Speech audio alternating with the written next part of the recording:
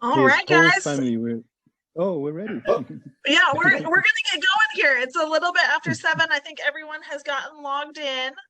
Um, as we always do, I'd like to start out by saying that the Friends of Harriet Beecher Stowehouse respectfully acknowledge that the ground on which we stand are the traditional Miami and Shawnee lands. We extend our esteem and gratitude to the indigenous people who call this place home. And then for this series, the Power of Voice discussion series, which began earlier in the year and now is back for the fall semester, the series sponsor is School Outfitters, working hard to bring your learning space visions to life. To learn more about their services, visit schooloutfitters.com. And thank you all for your registration tonight and for the donations and membership. All of these pieces coming together help make the work of the Harriet Beecher Stowehouse possible. So I will go ahead and turn it over to you, Dr. Getz, and you, Dr. Cline-Bailey, for a great discussion this evening. Thank you. Thanks, Abigail. The first screen I'd like you to put up is the first map, which is going to be very elementary for most of you, but just to make sure everybody knows exactly where Nigeria is. There it is. Well, yeah, there it is in Western coastal Africa, and it was because of its location drawn into the transatlantic slave trade. So let's flip to the next map, if we can, and that shows, that's a focus on Nigeria itself, showing Igbo land in that hatched area, that darker area toward the bottom in southeastern Nigeria, and that's the area where this story is set. The Igbo people from whom Achebe comes and whom he wrote about in the book. So that's it for the map. I just wanted to get everybody a little bit spatially oriented, since I'm almost never spatially oriented. So let's look at the timeline next.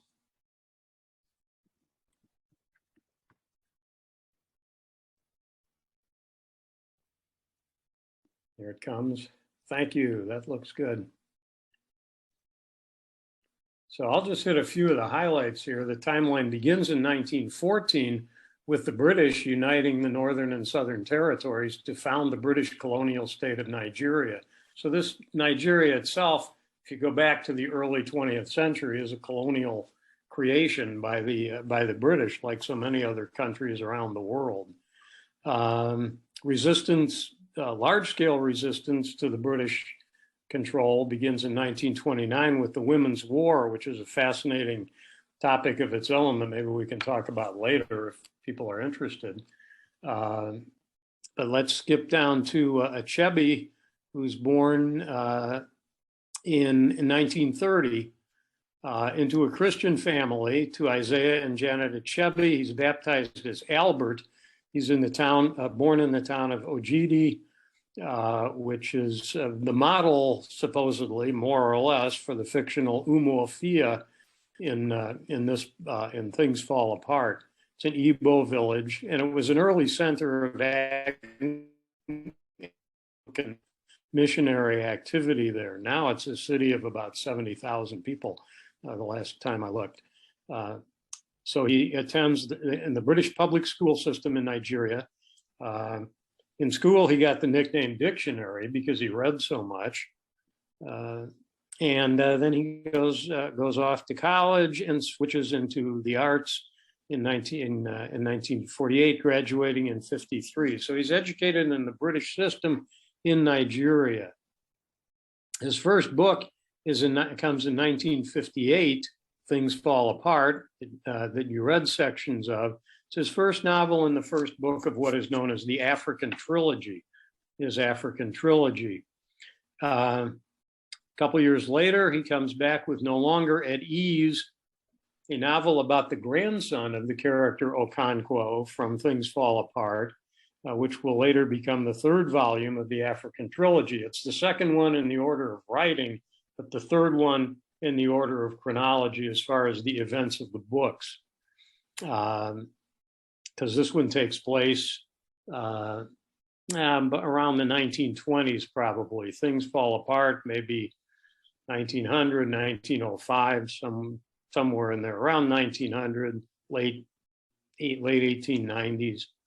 And then No Longer at Ease, 2 years later, that's set in the 1950s.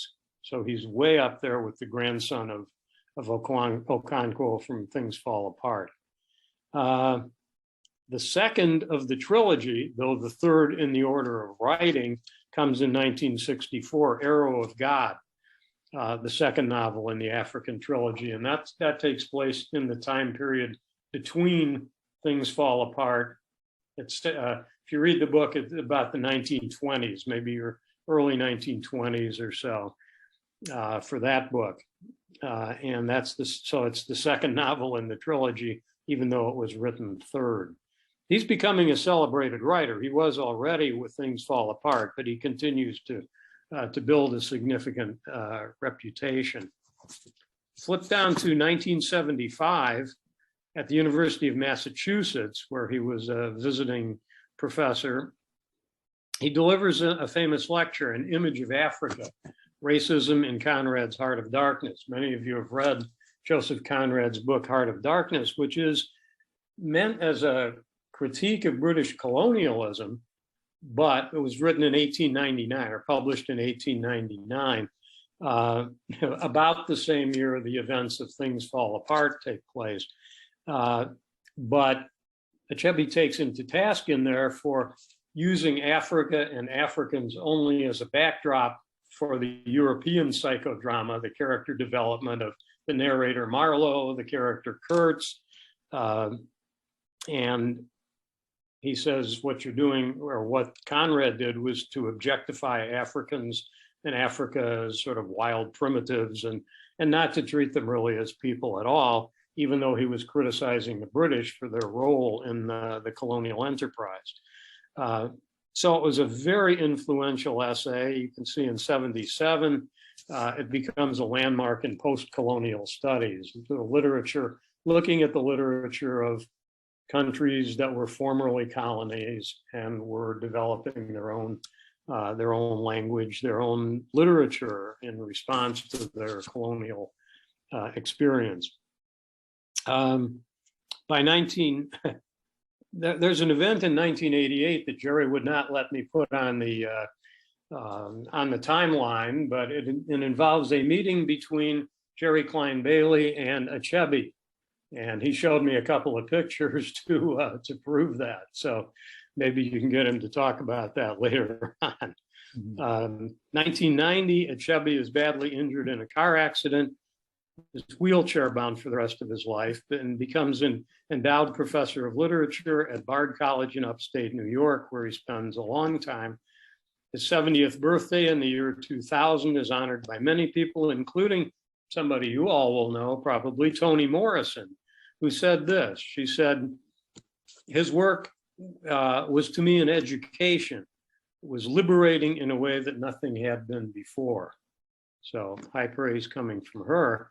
And he goes on to win numerous awards before dying in 2013. So, he died in Boston, but was buried back in his hometown of Ogidi in Igbo land in Nigeria. So that's my introduction. Let me turn it over to Jerry. We can let the timeline go unless anybody has any questions.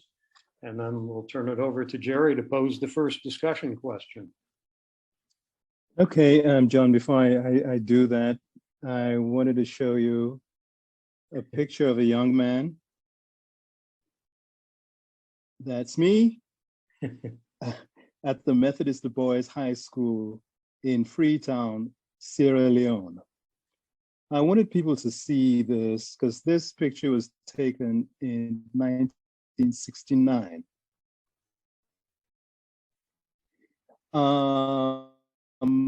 And I wanted people to know about the impact of the British colonial education Right. I at that school experienced a lot of what Achebe would have experienced a few decades earlier.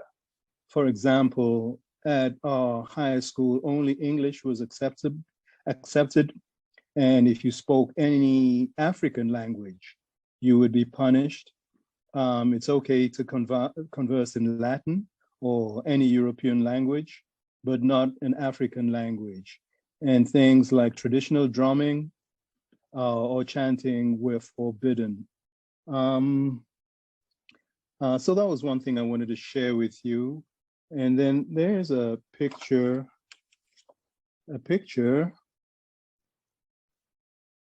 of me and Achebe.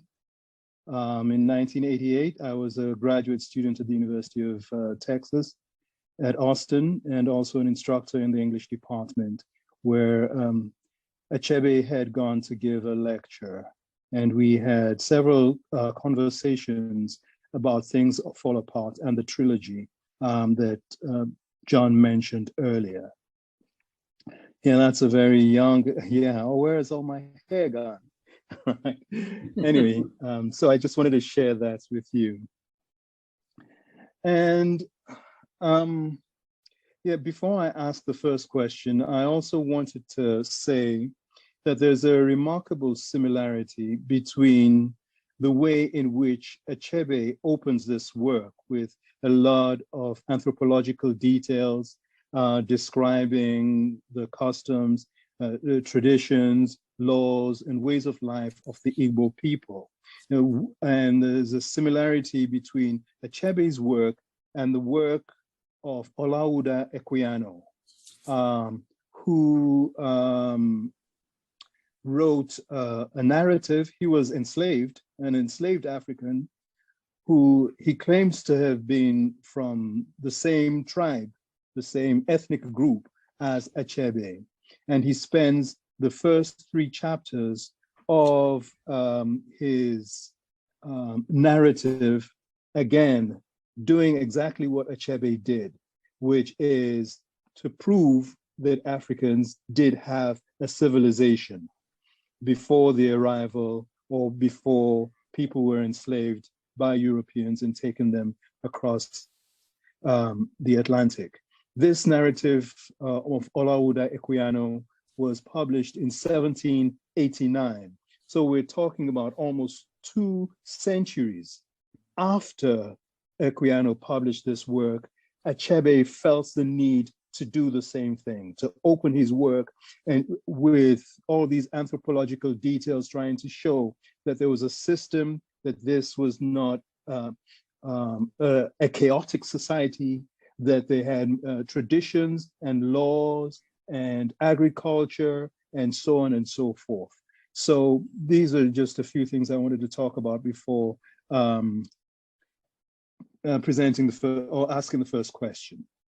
So the first question reads, in his essay, An Image of Africa, Racism in Conrad's Heart of Darkness, Achebe accuses Conrad of dehumanizing Africans and erasing their culture. In Things Fall Apart, do you think Achebe succeeds in showing the complexity and humanity of the Igbo culture he portrays?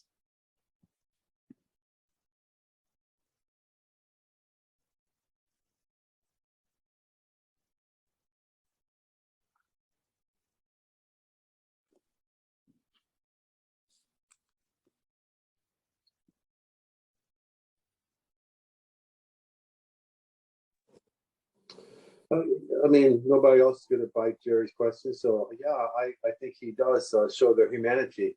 However, their humanity is, and their system is very capitalistic, based upon property. And in fact, all the women are property in the tribe. But they're loving property. They're the only ones that really are loving. The men, it's a complex society. They're small villages that are interconnected, but they're all property based. How much do you have? Is what the whole thing is. But yes, that's not much different than capitalism here in the United States, right? Okay, fair enough. Any other thoughts?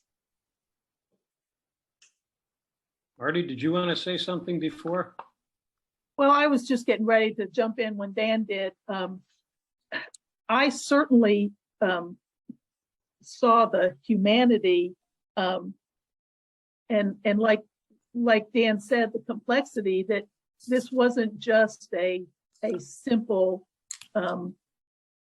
farming community. You know, he was focused on building a legacy for himself, for his family. The humanity, I'll be perfectly honest with you, I've never read any of his work before. And as I started reading the chapters, you know, you had said to read, you know, 1, 4, 10, 21. I started at the beginning and couldn't stop. You know, I didn't stop at the end of chapter 1. I kept on going. And I expect that I'll read the trilogy because I find it very interesting, which, you know, says a lot for it that, you know, you talked about Toni Morrison, and you know what I thought about Toni Morrison's book. I found it unreadable, whereas this, I found it very readable. So. Okay, would anybody else like to comment? Thank you for that.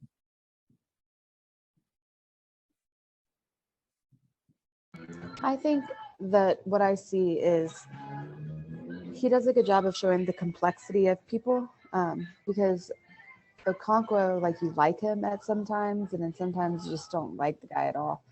And I think that, you know, he's just showing that they're people just like anybody else, and they have these relationships with different people, and they interact differently with different kinds of people. And so I think in all of the relationships, that's a big part of showing the humanity throughout most of the book. I read it a long time ago, and I've skimmed through some of it since, but I don't know, there are just parts of Okonkwo that I'm like, oh, I kind of feel bad for him. You know, his dad was such a loser, kind of, and then later on he's beating his wives, and, you know, it's kind of like, well, I don't know what I think about him now.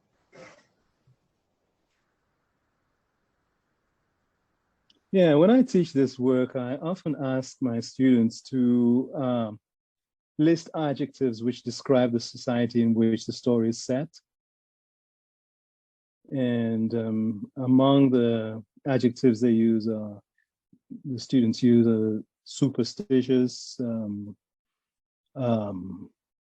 patriarchal, violent, self-sufficient, industrious, and I ask the students if they see this as a civilized society, and usually there's no question. All the students will say, yes, indeed, this is a civilized society. So based on your comments and the comments of my students, I think Achebe does achieve a level of success of showing that this is a society that has rules. I mean, it has its sport, its main sport is wrestling, but there are rules to the wrestling. It's not like free for all, smashing chairs and all that kind of stuff. Right, it's and if you go back to the history, wrestling was the main sport because it made the warriors combat ready. Now, every adult male in the society has a duty to defend the village. And so the sport of wrestling was a way of keeping the able-bodied males combat ready. Let's see. Achebe also talks about Okonkwo's life. It's already been mentioned that his father was not considered a successful, a successful man in the society, and Okonkwo then seems to become a neurotic because he is fighting against the image of his father. He's trying to be the antithesis of his father. He wants to be successful since his father didn't achieve the kind of success that was respected within that society. And I often ask my students about how this compares to the ways in which masculinity is viewed in the United States. You know, Unoka Achebe's father was an artist. He was a gentleman. And he is described as, I think, a coward. I see a lot of parallels in the United States. I think the most popular sport at one time was football. I don't know if it still is, which is a very violent sport. And I read somewhere a couple of years ago that the fastest growing sport in this country was mixed martial arts. Again, kind of a combat, you know, where there are violent collisions and that kind of thing. And these are seen as manly, you know, people who are successful in these sports are considered to be real men and not necessarily people who, I don't know, play classical music or the flute and so on and so forth. So you can see aspects of the culture. Yes, this man is an artist at heart. He is not a very successful farmer, and therefore he's viewed as not the most productive person in society. But I mean, artists, musicians, they have a role to play in our society. And this is devalued. And the devaluation of this results in the creation of characters like Okonkwo who value violence because violence is what, well, first of all, his physical strength and ability to defeat opponents, not only in wrestling, but also on the battlefield, is these are the things that helped him helped pull him out of the situation into which he was born, in a household led by an unsuccessful man. And so, as we'll see later on in life, he becomes someone who is sometimes rash and is only comfortable showing anger and not the other emotions. Like even when he is in a situation where he is approving of Ikemefuna's development in his household, he tries to hide that and instead shows he's very stern with him, threatens to beat him up or, if he doesn't, you know, cut the yams properly and so on and so forth. I'll stop for a moment and see if there are any other reactions before we move forward. Jerry, I have a question for you, and it has Yes. to do with this masculinity. Yes. He put up with him until he killed with no purpose whatsoever except to show that he was masculine and he could do it. His essentially adopted stepson. Yes. And I think that we all knew the adopted stepson was going to be killed anyway, but he had to be the person that did it to show the rest of the people that were in the forest with him that he was a strong person that could do it. Yes. and eventually, I mean, at the end of the book, his downfall is he is extremely violent with people that maybe deserve some pushback. Did deserve pushback, but it leads to his being ostracized from the tribe. He hangs himself, and he's not even allowed to be buried by the tribe. So his masculinity really overdoes it. The tribe rejects him at the very end of the book. I actually, when he started on the trip with his stepson, I actually had a vision that we were going to see a comparison of Abraham and the killing of the son. I thought there'd be a comparison here, and I tried to even see if there was literaturally wise that, and I couldn't find that. Although I thought I would see this was Abraham and his son, but because he goes through with it. He goes through with it only to show that he's a strong person to the rest of the people. I found that very disturbing. It occurs right smack dab in the center of the book. So I had a bad taste in my mouth reading the rest of the story about him. So yeah, it's a really go ahead. What do you say about where that was placed in the book? Why that was placed in the book as it was too. I'm not sure I see all that. Ah, okay, very good. So well, the book ends in the story. The story opens in Umuofia, and Achebe, I think, tries to get us on the side of the Umuofians, right? Tries to get us, the readers, to see the world through the eyes of Umuofians, right? Now, this boy, Ikemefuna, was handed over to Umuofia to avoid war because one of the citizens of Mbaino, the neighboring village, had caused the death of one of the citizens of Umuofia. And instead of going to war, they agreed that the son of the culprit, of the murderer, would then go over to Umuofia, and he would stay with Okonkwo while the society decided what was to become of him.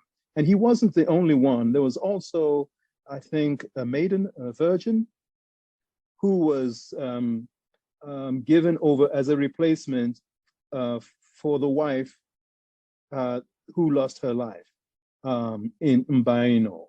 So there was an exchange there.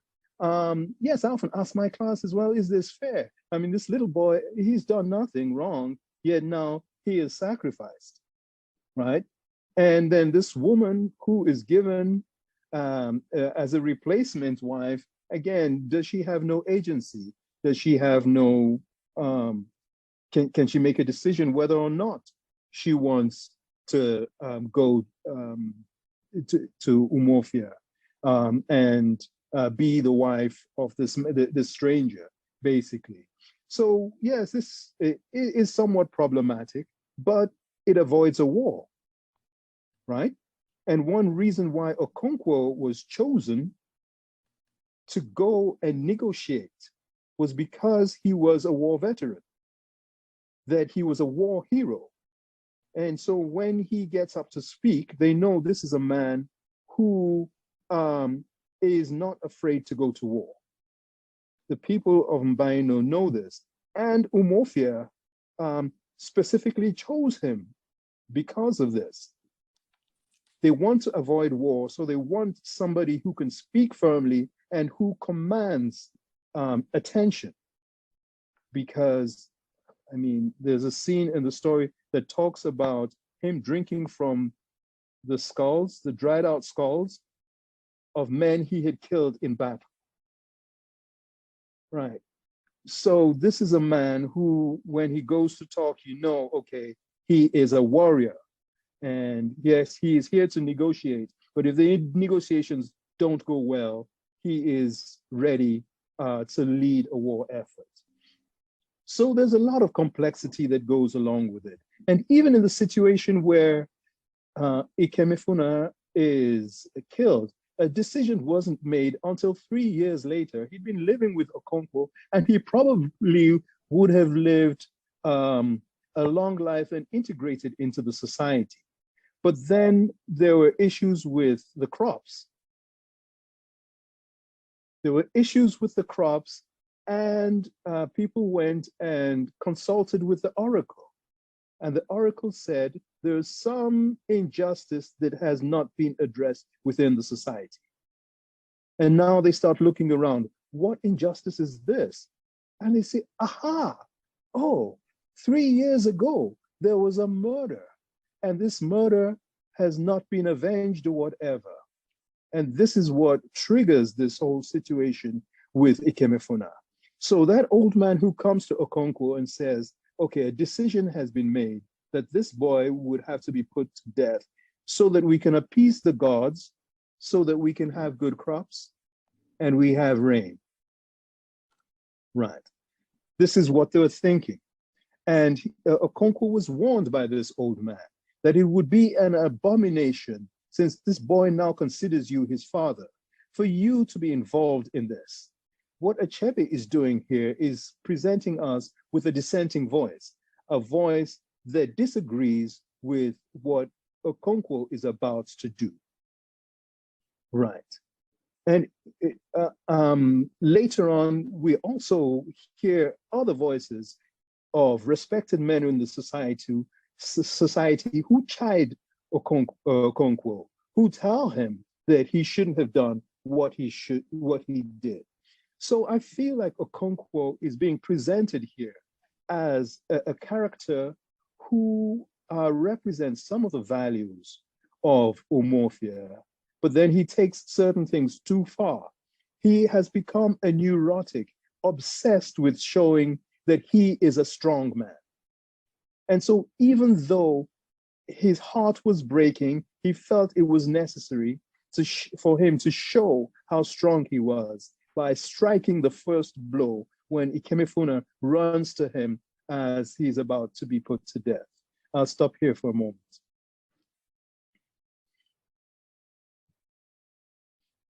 Thank you. Thank you. Mm-hmm. You're welcome. John, go ahead. No, go ahead, Jerry. No, I was just going to say, do you want to go on to the next question? Or do you feel like there's more to be said on this first one? Well, we may come back to that. I think we've already kind of segued into the second question. How do you react to the character of Okonkwo?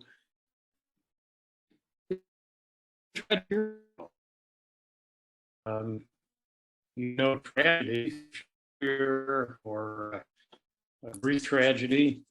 Does he seem like one of those characters? Macbeth.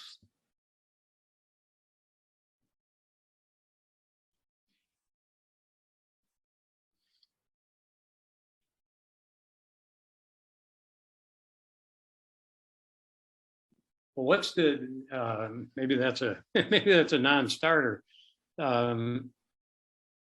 What happens in those stories, in classical tragedy, is usually that the character's greatest strength becomes his weakness, and that's what happens with Okonkwo. He's a great warrior, but that quality takes over, and there's a kind of pride, a hubris.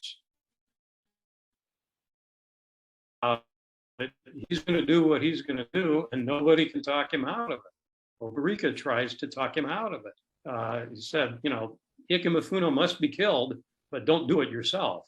Let someone else do it. Stand aside. And he won't do that.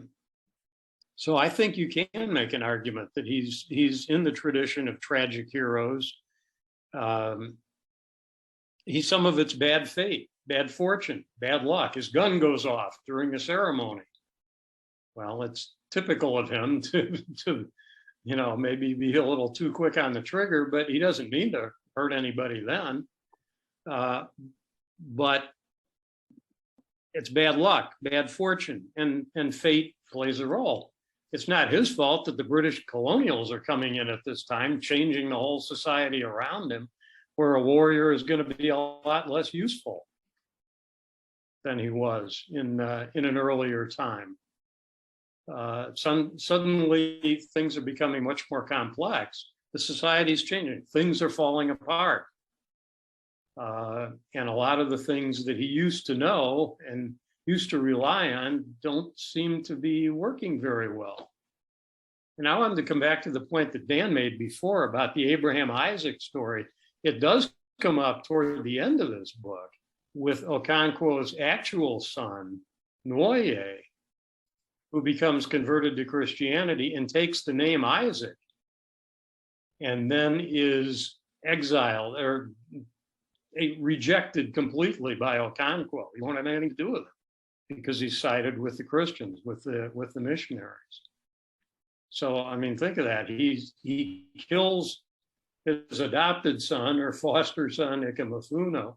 He exiles, or not exiles, but disowns basically his biological son, Nwoye. So there really is an Abraham Isaac thing going on, except that in both cases he carries through. God doesn't intervene to save Isaac's life or to save his fate. So I think he's really. Yeah. I wanted to say something about the two things that you mentioned just now, if I may. One, the turning point in the relationship between Okonkwo and his son Nwoye was his father's killing of Ikemefuna. Yeah. When he comes home after the killing of Ikemefuna, he comes alone, and the son Nwoye knows what has happened, and the relationship between Nwoye and his father deteriorates from that point on until he's eventually disowned by Okonkwo for joining the Christians, right? And I think that's a very important, significant turning point in the story. And then you were talking about guns in the story. Yes, Okonkwo's gun does go off accidentally during a funeral, I think. But that's not the first time Okonkwo is involved with a gun in the story. One of his wives made a flippant comment about Okonkwo's ability as a hunter. And she said something to the effect that he couldn't shoot a gun. And then he takes aim at her. And he shoots, and ironically, he misses.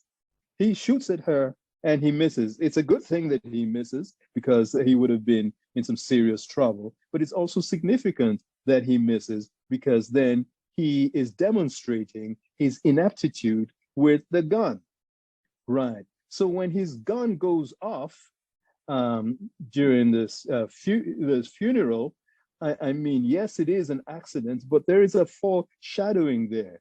His gun has been mishandled because even though it's an accident, he's still responsible for it. He has the responsibility to handle that gun safely, and he doesn't. The gun falls, and it fires and then kills somebody, and this is Okonkwo's fault. So the gun, we cannot also mistake the fact that this is a phallic symbol.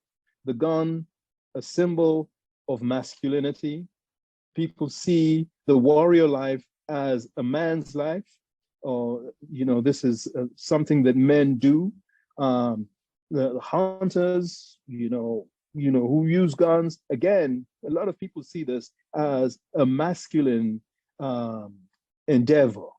So the symbolism of the gun then backfiring or misfiring all relates to some of Okonkwo's flaws. I wanted to go back. I have to apologize to Amy because she had a post before with a question that we never got to. Do you want to pose that to the group, Amy? Oh, sure. So it relates back to the first question, I think, about whether or not we believe that or we sense that a civilization is being described. And so what I put in the chat was that it seems like there's also a structure, like a temporal structure. There are festivals, there are times of the season, there's farming. And to me, that just sort of further illustrates the society that was already there. Mhm. Very well organized society. And what always strikes me about that is the method they have for conflict resolution. That you can see when that one person is accused of, well, the wife leaves because her husband's been beating her, and the Igbo come out and resolve the dispute. And they say something very interesting. Our duty is not to blame this man or that, but to settle the dispute. And so they work out a resolution to try to find the best resolution for both parties. But there's a whole structure for that. Each side gets to testify, gets to make their claims. Witnesses are allowed to speak. I mean, it's a serious court proceeding, basically. Not conducted in a way maybe that we're used to, but it's a way of searching for justice and trying to find the best outcome for everybody. So to me, that's another real indication of the civilization of the society. Yeah, and wasn't Okonkwo one of those masked spirits that was administering justice? He wasn't the leader, but he was one of them. Yeah. Yes, he was. Mm-hmm. Yeah. And there's that interesting moment when the narrator says, people who, like Okonkwo's wives or people who knew him might have noticed that he was not there watching. Yes. You know, in other words, they know he's really one of the Igbo, but they don't say anything about it. They preserve the ritual. Anonymity? Yes, yeah. Yeah, because those are supposed to be spirits. Yeah. Right. Yes, indeed. So it's a way of seeking justice, and it involves a buy-in from the whole community that they, on some level, know who these people are, but they choose to believe that they take on the life of the spirit when they're wearing these masks, when they're part of the ceremony, and that they're, in a sense, divinely inspired at that point to make good decisions. Yes. In the West, I think we're used to a more rigid distinction between the spiritual and the material world. And in this culture, the two blend much more readily than maybe we're accustomed to in a more secular environment that we live in. Well, if you go back though to, the Puritan society, the early settlers, there was not as much distinction between, the secular and the sacred in terms of the leadership. Is the people in the church, who were the ones who called the shots and so on and so forth. So I see some similarity there. Well, maybe we should go on to the third question, Jerry, since we've talked about the first two. Okay. So our third question is, how do you react to the picture of British colonialism in the final chapters?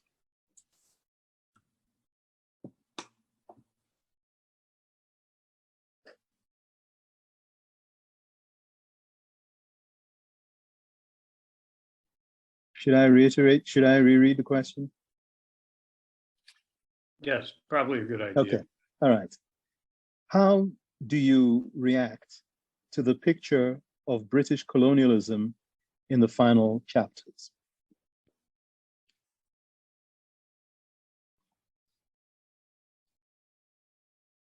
Amy. Yeah, sorry. So I'm not sure this answers that question exactly, but the struggle that I'm having is that the story is written in a Western language, and I can't help but wonder how that influences the storytelling.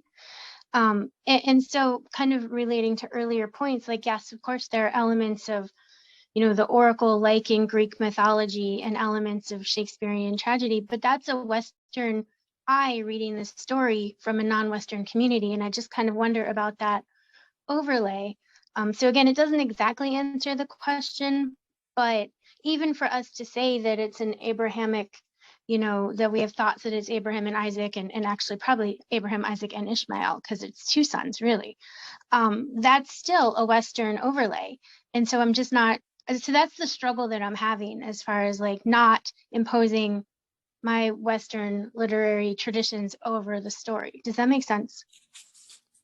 Yeah, maybe to answer that question, we should skip ahead to the fourth question. Oops, You think, sorry. Jerry? No, that's all right. I think that's fine. Okay. So the fourth question is, do you think Achebe's use of language in Things Fall Apart reinvents the colonizer's English to produce something that could have been written only by an African?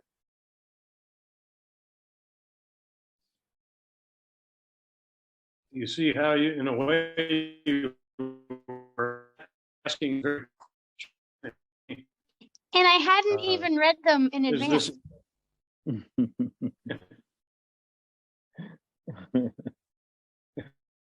You're good, Amy. Some days, not every day.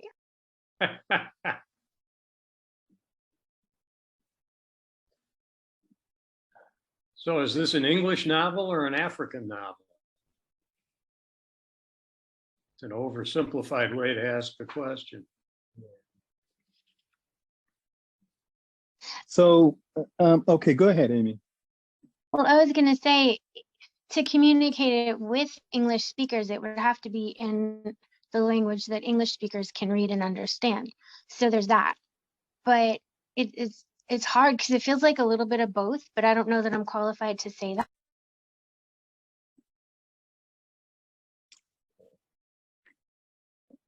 I was going to say that it's not about the English speaking part of it, but Okonkwo is the guy who's like wanting to keep the traditions and wanting to, even if they weren't necessarily the, like he's still super violent compared to maybe even like what the real culture is. But he's the one who's like, this is the way that we should do it. And he's the one fighting kind of the colonization of it. And so it makes it seem like you can't tell really, like, are they saying then that colonization is the good way and the old way is the bad, violent way of Okonkwo? Mm-hmm.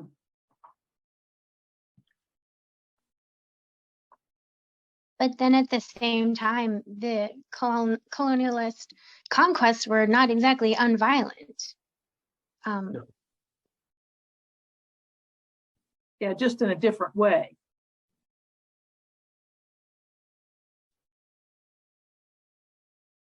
So, the fact that, as we talked in the first question about Achebe being able to explain to us as Western readers, the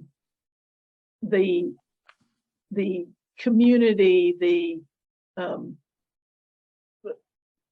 how this community works, the civilization that was there, even though it's different than our civilization, it is civilization. I think this very much is an African novel written so that we in the West can understand.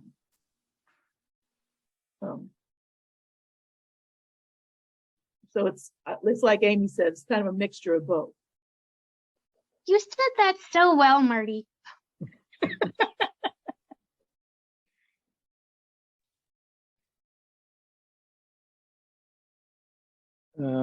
I have some thoughts about the language that I'd like to share.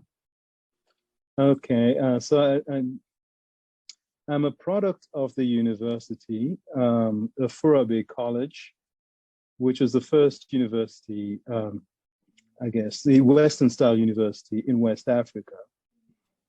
And that's where the first meeting was held in 1964 to create a curriculum for African literature in the universities in West Africa. Because these universities, like the one that Achebe attended, Ibadan, they were structured in such a way that the English departments focused on English, British literature. Right. So Achebe was actually one of the participants at that conference in 1964, where they were mapping out what would this African literature, these African literature causes look like.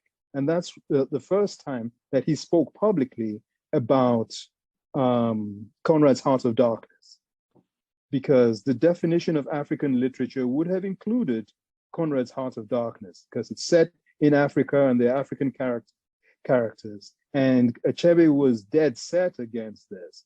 And so the issue of language came up. And he argued that English is an African language, because it's spoken in communities in Africa for as long as English has been spoken in the United States. Right. And he says, well, I mean, linguists have made this point too, that Americans have Americanized the English language. There's some aspects of American culture that have seeped into the English language, terms which were not originally in the British English. Right. And what Achebe is doing is basically the same thing. He uses a lot of Africanisms, a lot of words like Ikenga, Ogbanje, and so on. These are African words. And then even in the structure of his sentences, there are certain ways in which people express themselves in certain registers. For example, in the court case with the Egwugwu, the expressions like Ezeuru's body, it is you I greet. This is a particular sort of expression that, yes, it has English words, but the structure of the sentence is that of the African language. So the African reader recognizes those rhythms, recognizes the structure, that structure. So yes, there are English words, but an English person, native Western English person, is not going to say to another person, John, it is you I greet. Or John's body, it is you I greet. The native speaker, Western English speaker, will understand it, but will find it to be a rather strange construction. But an African will find it very familiar. It will find it a very familiar pattern. So Achebe argues that English is an African language, and Africans use the English language differently from the way a British person would use the English language, just as we have the differences in American English. So there are divergent developments. English is a global phenomenon, and we have very varied Englishes, if you will, to borrow a term from Braj Kachru. Right, there are various world Englishes: Indian English, Australian English, American English, West African English, and so on and so forth. So he argues that English is indeed an African language, even though there are a number of scholars who disagree with him, particularly the East African writer Ngugi wa Thiong'o. And all through their later life, Achebe and Ngugi go back and forth about this issue of English being an African language, because Ngugi, the East African, disagrees with Achebe's view that English is indeed an African language used in Africa. There are people who are more, what's the word I want now? Comfortable speaking English than any African language, even though they may be African. May I ask an ignorant question? Yes. Are African languages written languages, and do they use our alphabet, the English alphabet, or do they use another method? Yes, they use the same alphabets, just as American English, but there's some of the spellings more like British English. For example, you spell labor with a U. You spell check with a Q, UE, and so on and so forth. That's what I learned in West African schools, and that's the English. I came with America, and so I was told that those spellings were not variants; they were wrong in America. So I had to learn to spell, the American way in graduate school. I'll ask Jerry, the linguist, this question. I read that there were over 500 languages spoken in Nigeria. 500 languages? Yes, more than 500. More than 500. I'm not sure if it's as many as 500, but there are definitely hundreds of indigenous African languages, and not dialects now. These are distinct languages. Yes, West Africa is one of the most multilingual parts of the world, regions of the world. And, I'm from the small country of Sierra Leone, about 7 million people. Let's see, it's not even the size of Ohio, right? The country of Sierra Leone, but it has 16 indigenous languages, right? So Nigeria is about more than 10 times the size of Sierra Leone. It wouldn't be a surprise then that you would have hundreds of distinct languages. And that's one of the reasons why English is used. There have been several attempts by African scholars to choose a universal African language that will be taught in schools all across the continent, so that we don't have to depend on languages that are seen as the languages of the colonizer. So Arabic, French, and English are the most widely used in educated circles. But there are languages that have more speakers in Africa, like Hausa in West Africa and Swahili in West Africa, is widely spoken, and attempts have been made to choose one of them, but Africans find it hard to agree. The East Africans don't want the West Africans to dominate them, and vice versa. And so it's difficult for them to agree. So they continue to use the languages of the colonizers. From Achebe that really to that point. He said there are not many countries in Africa today where you could abolish the language of the erstwhile colonial powers and still retain the facility for mutual communication. Therefore, those African writers who have chosen to write in English or French are not unpatriotic, smart alecks with an eye on the main chance outside their own countries. So that's his rationale for exactly what Jerry was just saying. If you want to be understood across Africa, find a language that more people can speak and understand. Yeah. And I think even the style, if we look at, say, that first paragraph or the first chapter of the book, I hear a voice, an oral storyteller when I read that first chapter about Emma Lindsay the cat and the wrestling match, the short sentences, the subject verb beginnings of a lot of the sentences. It's like a griot, a storyteller, is telling me that story and kind of remembering things as they come to mind, weaving it all together. And the use of proverbs too. He says proverbs are the palm oil with which words are eaten.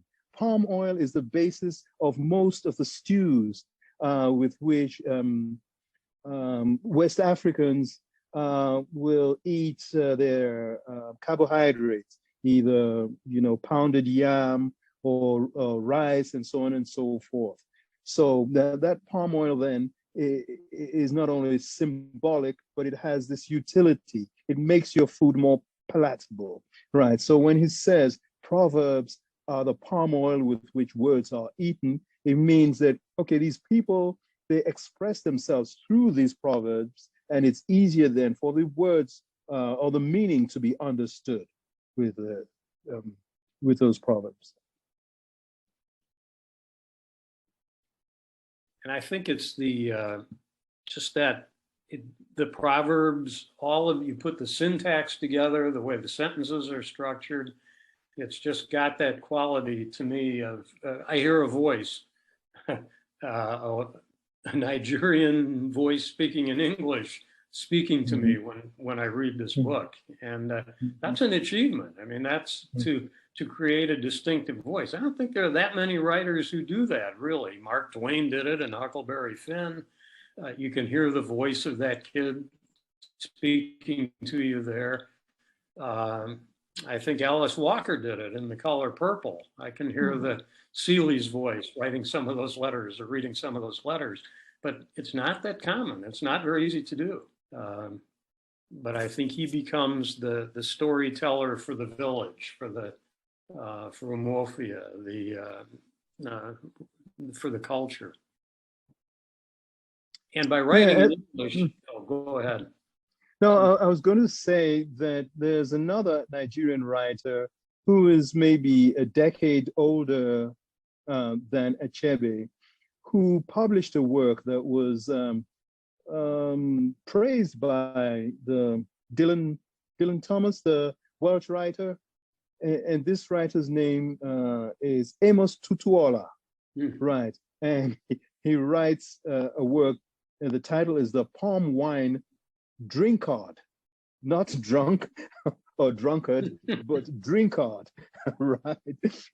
And it is full of Africanisms. You know, you read it, and most Africans can recognize the voice of the storyteller in it. But it's a sort of English, but it's closer to the colloquial form, almost the pidginized form of English spoken in West Africa. And I think by writing in English, he does another thing too in this book, which is to join battle against the texts written in English that marginalize Africans or that write about them in the way that the British fellow is going to do at the end when he's going to write that. It's the, let's see, he says, let me find that quote right at the late in the book where he speaks about. He's going to write about the pacification of tribe of the tribes of the lower Niger. So this British colonial officer wants to do this. He's going to reduce Okonkwo to, he says, maybe a chapter. Nah, that's too much. I'll reduce him to a paragraph, maybe in the book. Well, Achebe has taken that character and expanded him into the book in response to that. Now, this is a fictional, there really wasn't this guy who wrote this particular book about British colonialism in Africa, but there were plenty of other books just like it. And so what he's doing is proving he can speak in English back to books like that. And in fact, I read an essay that he wrote somewhere, out of God, his paragraph, the way he wrote it in the book, and rewrote it in standard, supposedly standard British English, and it's completely different. There's all this subordination in it. It flows in a very different way. It's clearly a different language. And he was demonstrating that he could take the language that oppressed him and turn it back on the oppressor. And I think that's an amazing accomplishment. He can manipulate the language. And in fact, in Arrow of God, he speaks often, he has even quotes from this book that doesn't exist, that this guy wrote, supposedly, this fictional character wrote, and passages are being read in the other book from this book. And again, it sounds nothing like Achebe's normal narrative voice. So he's manipulating. He's shown he's the master of the language. These colonialists have nothing on him at all. I've been quiet all night, and I hate that I have to be the one to close the discussion. So the AIM was going on so well. My name is Philip Stars. I'm actually one of the board members of the Friends of Harriet Beecher Stowe, and I was tasked with thanking everyone for attending a post-colonial African voice today. And thanks to our facilitators, Dr. John Getz, Professor Emeritus at Xavier University, and Dr. Gary Cline-Bailey, Associate Professor of English at Xavier University. We really appreciate you helping us learn something tonight, helping us, be able to express ourselves and learn something.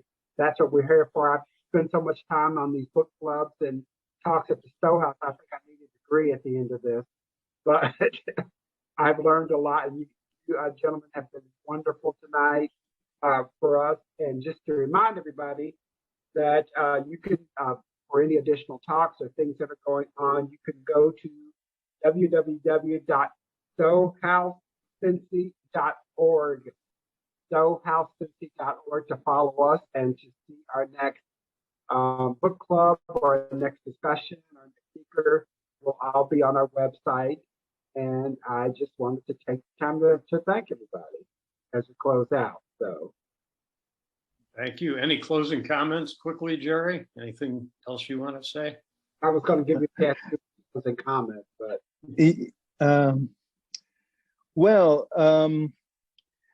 I would say that for a lot of Africans, Achebe's work is it's so evocative. Even though this is set in Nigeria, South Africans have told me that they can relate to it. People from East Africa have told me that they can relate to it. That what he describes is a situation that they recognize in their village, in their towns, and so on and so forth. So I think I'm very happy that this work was chosen. I myself studied this work as a 12-year-old in African, in my school in Africa, and yes, children all over Africa read this and they can relate to it, the colonial experience. And one other thing I wanted to say about the district's commissioner who is presented at the end, he seems a lot similar to Lord Lugard, it was actually his wife who made up this name, Nigeria, based on the great river Niger that is mentioned in the story. So there are two West African countries that are named after that river, Niger, colonized by the French, and Nigeria, right? And Lord Lugard was in Asia. He was in the British administration in India, and then ended up in East Africa before he came to Nigeria to be the Governor General. And he did write a manual, which was then used as a guide to deal with the native people, very similar to the title, the pacification of the primitive tribes of the Lower Niger. I'll just end there. Thank you very much for your audience. Thank you all very much. Thank Thank you. you very much. Thank you. Hey, if anybody's interested, there's openings on the Hard Hat Tour on Saturday at 11 o'clock. There's still openings if anybody's interested in seeing the construction that's going on. That's a great tour with Eric. Yeah. Yes. Thank you all again. thank Talk to you. y'all Happy later. birthday again, John. Happy birthday again to John Getz. Thank you. Happy Today's birthday, John. birthday, Yeah. Yeah. Today's would be my mother's 93rd birthday, so you're a good man. It's today. Happy birthday. Yep. Oh, thanks for spending it with us and making us all smarter. Happy John always makes us smarter. Thank you, both of you. It's fun. Bye-bye. I learn from these discussions too. It's a great experience for me. Thank you all. Thank you both very much. Bye-bye. Welcome. Bye-bye. Bye. Bye-bye.